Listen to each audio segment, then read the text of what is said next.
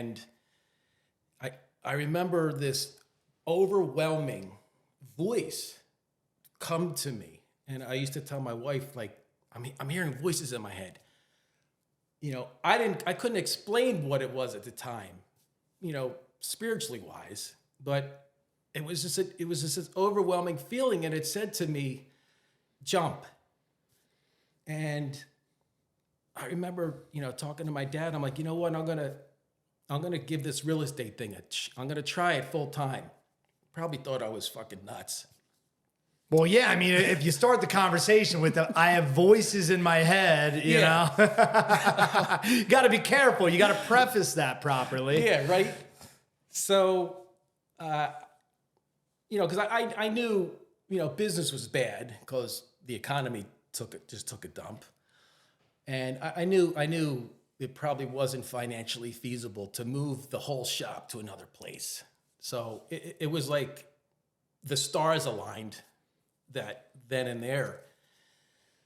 So I went full time, and he's like, you know what, you better go file for unemployment. And I'm like, what's that? You know, because I never had another job aside from working in the family business. So I didn't know like how a lot of things outside my little bubble worked. Right. So I did file for it, and when I left my W-2, I had a $4,000 negative. So it was costing me $4,000 to live. I wasn't breaking in. It was actually costing me $4,000 with no income coming in, right? So I was $4,000 negative. And, you know, my wife didn't work because at that time we had our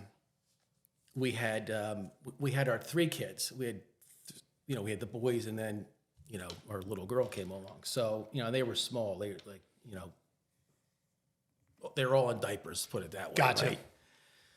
Right? The expensive phase. Yeah. And exactly. So it's all expensive, but yeah. So I just sat in my basement office, and I just said, what do I got to do to create something from nothing?